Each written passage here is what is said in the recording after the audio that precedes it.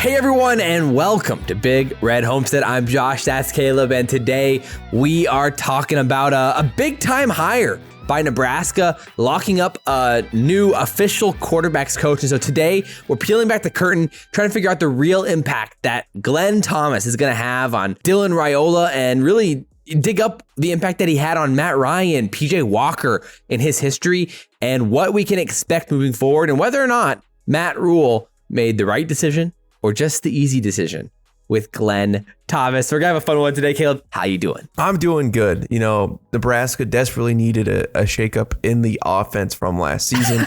I don't think anybody has any qualms that was the problem. Our quarterbacks were fine, man. All right. I don't know what you're trying to say. You know, we did as best as we could with what we had, although the Jeff Sims blunder will live forever in infamy for Matt Rhule's first year. Hopefully Dylan Raiola, will wash the tears away from last season. Yeah, he already has. We're really in a great spot. And who do we trust with the greatest quarterback prospect ever to enter, of course, into Memorial Stadium? None other than Glenn Thomas. On the surface, he has a very solid resume. I would even say that it looks better than Marcus Satterfield's on some of the things that he has done. So it makes sense that he gets the co-offensive coordinator bump. He had spent time in Atlanta as the quarterbacks coach before, getting let go after Dan Quinn got hired. He was obviously at Temple and Baylor with Matt Rhule. Yeah, that's the key here, right? Is that this is a reunion, like from the Temple, Baylor, Matt Rhule era. And so I think that's kind of the interesting debate here is whether or not this is the smart hire or just the easy hire. So there's a lot of interesting dynamics here that are very eerily similar to what's happening right now in Nebraska with how Marcus Satterfield moved around and with bringing in Glenn. Like, explain that for us. There was even a dreaded 10-13 loss on the schedule, and 6 games, Temple failed to score over 14 points. It's very reminiscent looking back from this Temple year only had Nebraska. 6 wins that year, right? So that is, I mean, that was something Matt Rhule also said, was that there were a lot of ways in which this first year at Nebraska mirrored year 2 at Temple with the roster that he had and the build, and the result ended up being quite similar as the year went on. And that was just the beginning. And like you said, like the performance on the field was similar, but also with Glenn Thomas coming in 2015, following that 2014 season, Satterfield went from quarterbacks coach and offensive coordinator to running backs coach and offensive coordinator. So he swapped positional coaching when Glenn Thomas came in as quarterbacks coach. It's literally almost the exact same situation.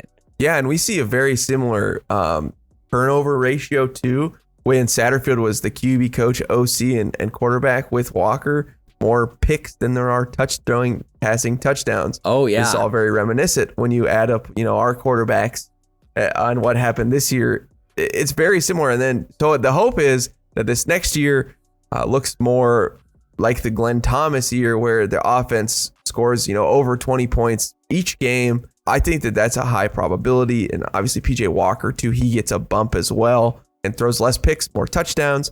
Part of that is the natural progression of things. But I think that part of it too would have to be Glenn Thomas. Yeah, I mean, that was my natural first curiosity when we heard the name Glenn Thomas. It was like, okay, so how much better did PJ Walker get in year 2, year 3, or really year 3, year 4 with Glenn Thomas versus what he was with Marcus Satterfield? Obviously, over time, you'd expect PJ Walker to get better as he gets older, but we've seen it with Adrian Martinez. Regression is always possible. It's always possible. And so you do have to credit Glenn Thomas, because PJ Walker took a pretty big step forward in year 3 and year 4 with Thomas there. And so like you said, in 2014, PJ Walker had 13 touchdowns and 15 picks. Or in the following year with Glenn Thomas in 2015, he had 19 touchdowns, 8 picks, improved completion percentage, improved QBR, improved yards per attempt.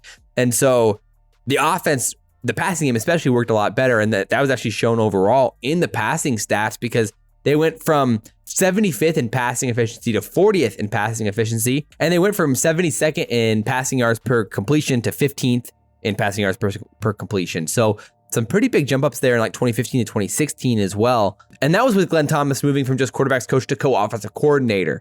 So the more influence that Glenn Thomas had on that Temple offense, the better they were. Yes, I think it's just disappointing then where we see, history literally repeating itself right before our eyes. And there is bright hope then that our offense will improve. But the frustration comes, if Marcus Satterfield was not the dude even at Temple, what did Matt Rhule think that Marcus Satterfield was going to somehow be the guy at Nebraska in the Big Ten? That's what's frustrating on my end. And that's, when we walked in out of all the coaching staff, when we broke down this video on Matt Rhule's staff hires, Marcus Satterfield was the one with the biggest question marks. And then we paid him. He was one of the highest paid coordinators in all of college football. And when Nebraska's shelling out that money, the question is, why are we just sticking with the guys? And I know that, there's the Kalen DeBoers who had some of his dudes with him the whole ride all the way up, the NAIA school all the way to Alabama. But to be fair, their offense was fantastic the whole way. So that would make sense. I don't know. When you're Nebraska, when we're a program that's paying top dollar at this point for coordinators, right. We look at our competition like Ohio State, like Ryan Day is going out, picking a guy he's never coached with before, and Bill O'Brien from Alabama, who's, again, was a great snag, right? Saban retires. This guy has been with Saban for a few years. They've won national championships, had good offenses together. Yeah. And I was hoping for a splashier guy like that. Now, I'm fine. I think Glenn Thomas does make sense, but because it doesn't stir the waters with Satterfield, because this has happened before. These are dudes that you trust in the building. But when it's about keeping someone happy who clearly not done great at his job when he's just handed the reins this way, why does Matt Rhule allow this to continually happen? I feel like just hiring your boys for your boys' sake when they're not elite is a little frustrating and concerning. And we've seen this with Scott Frost and Mike Riley. And again, when we see this perpetuation, I know it's a small community and tight knit, and that's how football works in some ways. But when you're at these top programs, that's not how it works. It's you're trying to get the best dudes. And it is a little concerning. Although I think Glenn Thomas, again, he does have a better resume than Satterfield. Right. But was it the best resume out of any college coach in college football that you could have got? That's probably a no. Well, I think this really, again, it comes back more down to, we have more problems with Satterfield than we have with Glenn Thomas just because of the position and the pay, right? So the issue that we have is that Rhule's offenses weren't that good before. No. Whereas his defenses were really good, especially at Temple.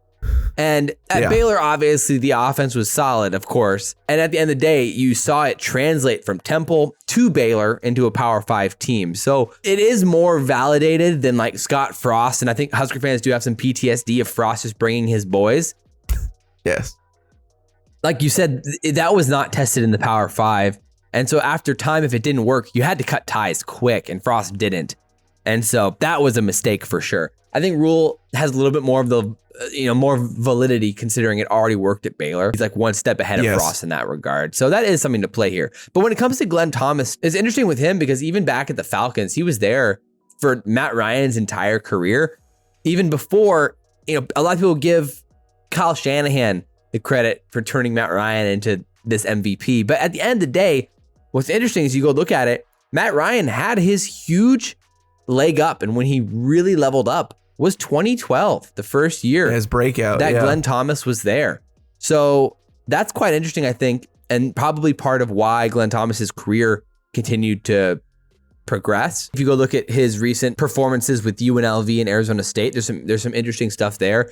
UNLV, he was there for 2 years, and it was COVID and the post-COVID year, and it's UNLV, so it was probably a little bit tougher. But at Baylor with Matt Rhule, they had Charlie Brewer for all 3 of those seasons. He got better over time, and that was Brewer's early years. Brewer played in college for 6 years, in 2017, 2018, 2019. Brewer got better throughout that time and was way more efficient. His final season, he had 21 touchdowns and 7 picks. The performance continued to improve and get better. So he has the evidence, at least for his positional players and the quarterbacks that he's had, that over time they have improved, they've gotten better, and all of them have extremely good completion percentages. Basically all of them above 60+%, many of them above 65%. PJ Walker's the only one that wasn't, but that wasn't his game. He was just a super athlete and could do it all. Yes. So overall, I mean, when you look at the resume, honestly, I'm pretty happy with that. It's a solid resume. I hope that they really tested the waters. We saw the Dana Holgorsen stuff where he was allegedly at the wrestling meet.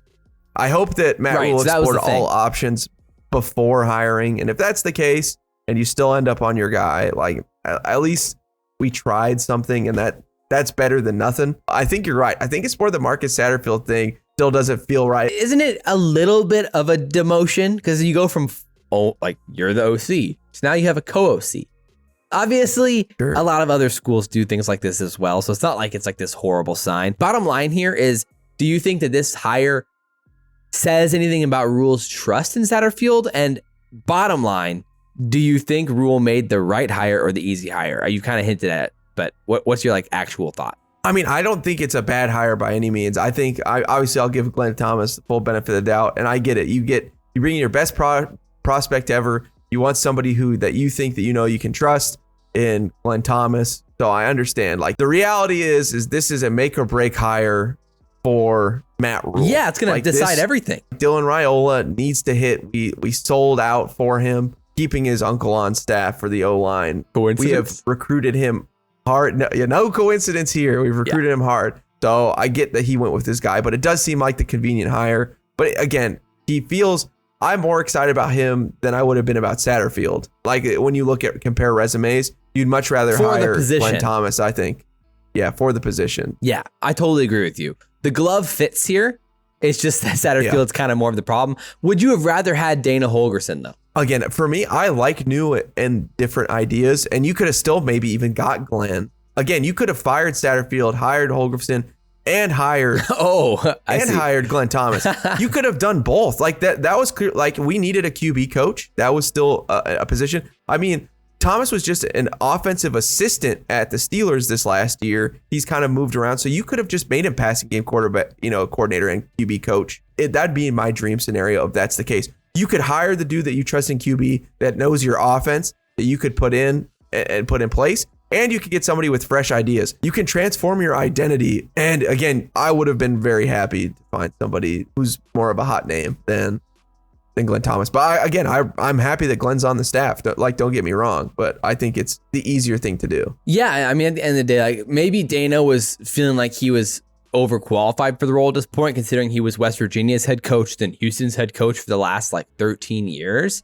And so just being a quarterback coach and co-offensive coordinator would not be enough for him. He does seem like he'd be more of like the offensive coordinator hire than a positional coach. So I agree with that. Glenn was probably the most realistic hire, which is probably why it happened. Overall, though, I am very happy with it. And I think same.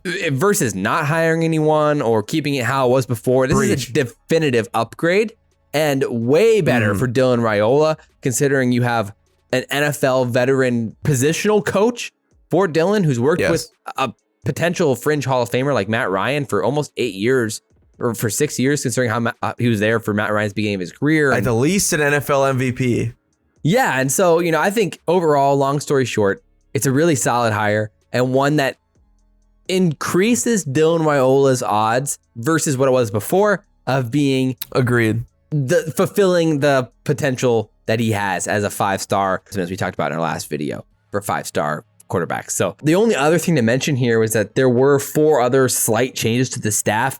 Mike Wallace, who's the director of football advancement, Gordon Thomas, who's the director of football operations, and then Omar Hales and CJ Cavaros, who was a member of the support staff, essentially, were all let go. And so Matt Rhule is making some small changes here to the staff and bringing in some guys, letting some guys go. So it'll be interesting. Hopefully this is leading into what happened at Temple in year 3, year 4, and Nebraska's looking for the 10-4. 10-4.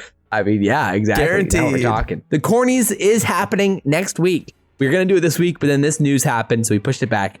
Long story short, it's happening. As always, guys, I'm Josh. That's Caleb. This has been Big Red Homestead, and guys, we'll see you next time. Go Big Red, baby. Go Big Red.